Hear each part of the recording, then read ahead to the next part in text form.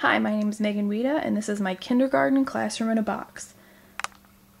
I chose to use group tables because I feel at the kindergarten level, learning to share and get along with others is essential, and by having this will promote that development, and also because it'll be easier when teaching to have them broken up into groups, so that way if they need help I can give not necessarily individual help, but small group help. As well as the fact that I won't have to explain things 20 times because I'll only have to explain things 3 times. I also chose to have a smart board in my classroom because I feel that children are never too young to be exposed to technology. And I can also set up PowerPoints before, and that'll help me with large group learning sessions. I chose to have 2 whiteboards on the sides of my smart board for just my day-to-day teaching. That way, you don't have to plan ahead. You can just write it up there right when you think of it.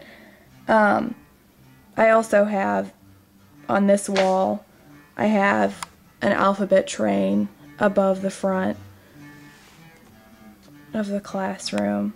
I also have a shelf for my things for when I'm teaching in the front of the room, and I also have 2 trash cans in the corners.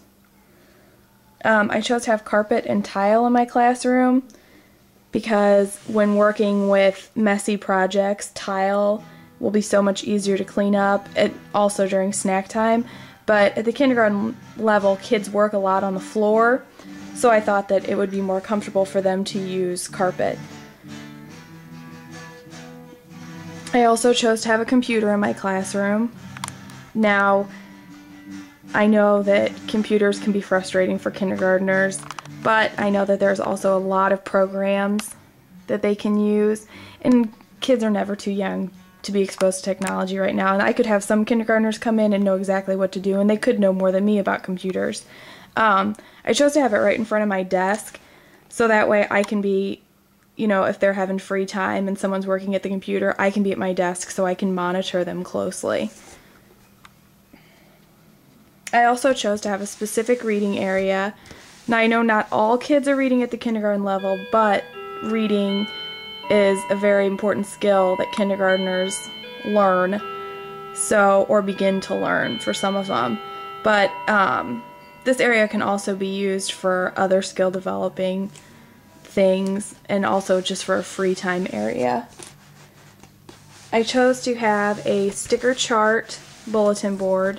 Now, I know it sounds a bit extrinsic, but I don't plan to give away stickers in a way of, if you do this, then you get a sticker.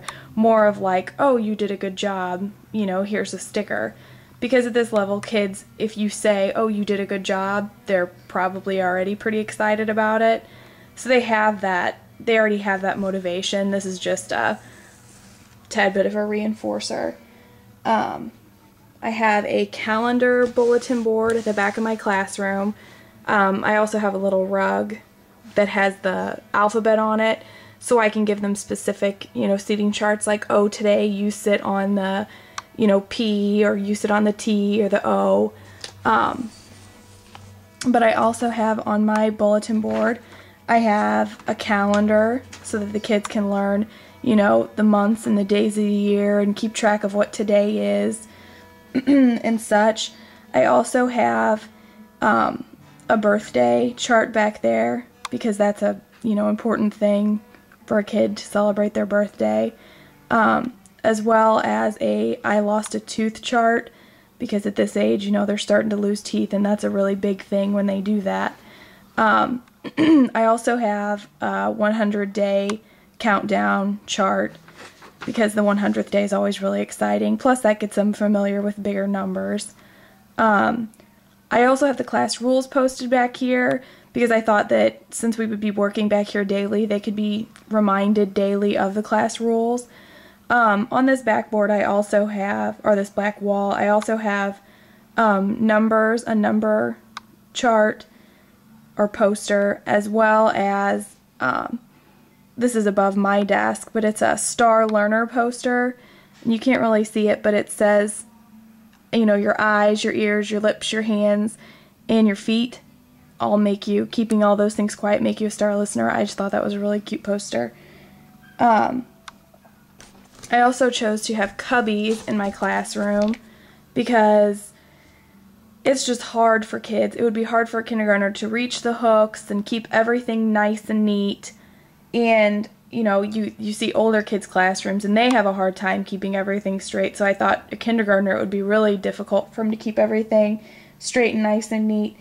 And I also think that cubbies are almost healthier in a sense because then their items aren't touching other kids' items. So, you know, you have a less chance, it's less likely for them to spread lice and things through, you know, cubbies than it is hooks, because hooks, they're touching right next to each other. And plus, for cleaning reasons, I can lice all these tubs, you know, every night if I wanted to, versus, you know, trying to clean hooks and things like that. Now my front door, I chose to have the kids' names will be on each star, and I plan to welcome them every day when they come in to make it, you know, to make a more personal connection with them. And I thought that by having the stars with their names on it, it would give the children a sense of belonging in the classroom, and it'll also make the first day less stressful for them because they'll know where they're supposed to be.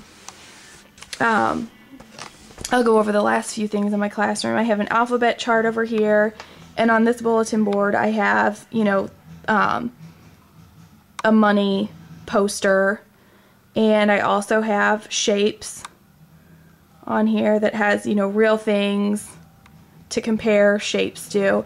And I also have a Let's Get Along poster with a little saying on it that I plan to have the kids say, you know, every once in a while just to remind them. I also have a poster of the world, and I have on this side I have windows because I think that windows are really nice. You can open them and get fresh air in, and also it gives the kids, you know, on rainy days when they're stuck inside, they can at least look outside, and on sunny days it helps bring in more light.